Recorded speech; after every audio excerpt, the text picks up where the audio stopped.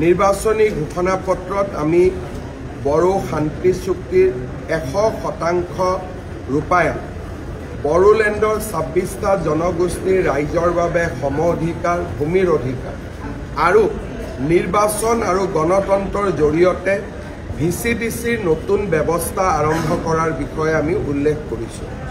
BTC এটা নদী মাতৃক অঞ্চল।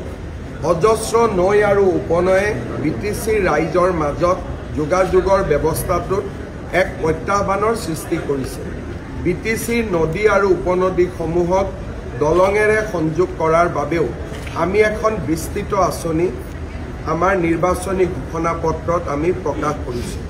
বড়োলেণ্ডৰ প্ৰতিটো মহকুমাতে উচ্চতৰ শিক্ষা অনুষ্ঠান স্থাপন আৰু প্ৰতিটো জাতি জনগোষ্ঠীৰ যি সংস্কৃতি তাক জীৱন্ত কৰি ৰখাৰ প্ৰতিশ্ৰুতিও আমি আমাৰ নিৰ্বাচনী ঘোষণাপত্ৰত প্ৰকাশ কৰিছোঁ।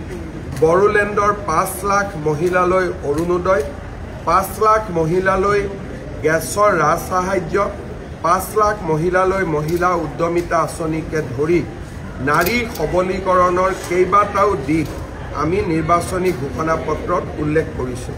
মই নিশ্চিতভাৱে বিশ্বাস কৰোঁ যে ভাৰতীয় জনতা পাৰ্টীয়ে এই নিৰ্বাচনত এক শক্তিশালী দল হিচাপে আত্মপ্ৰকাশ কৰিব আৰু BTRৰ ৰাজনীতিত এক নতুন দিগন্তৰ সূচনা কৰিব।